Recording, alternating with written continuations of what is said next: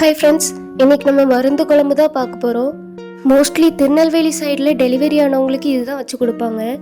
அந்த காலத்தில் காட்டு வேலையெல்லாம் செஞ்சுட்டு வந்து வாரத்துக்கு ஒரு நாள் இந்த குழம்பு வச்சு சாப்பிட்ருவாங்களாம்.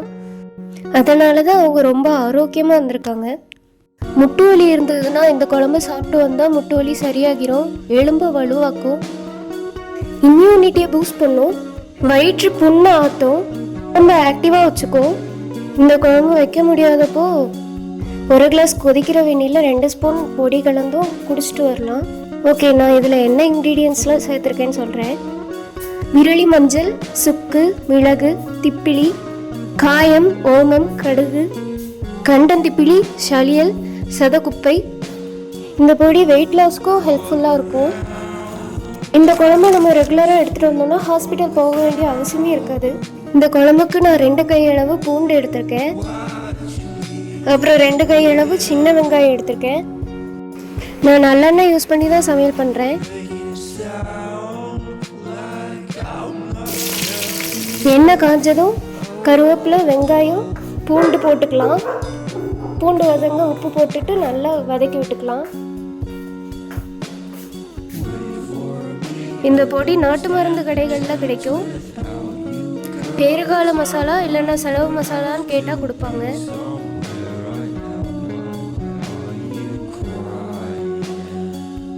மிக்சியில் நான் 1 கப் தேங்காய் அப்புறம் ஆனியன் கொஞ்சம் எடுத்து மையாக கிரைண்ட் பண்ண போகிறேன்.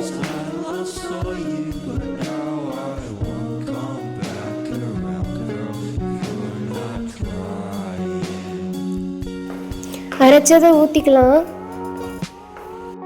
இது கூடவே 6 ஸ்பூன் மருந்து குழம்பு பொடி போடணும்.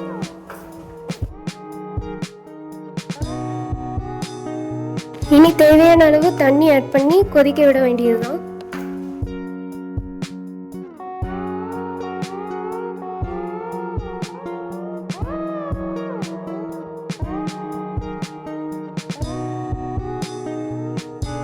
குழம்பு நல்லா கலக்கி விட்டு கொதிக்க விடுங்க.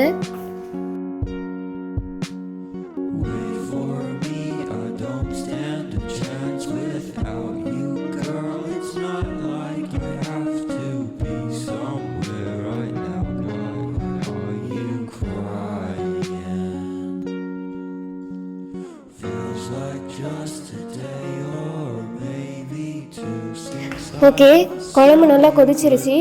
இனி முட்டை இல்லைன்னா கருவாடு இதை போட்டு இறக்கிற வேண்டிய.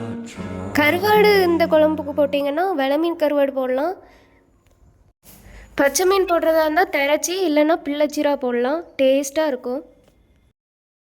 இந்த பேறுகால மசாலா எங்கள் கடையிலையும் கிடைக்குது. இந்த மசாலா உங்களுக்கு வேணும்னா என்னை கான்டாக்ட் பண்ணுங்கள்.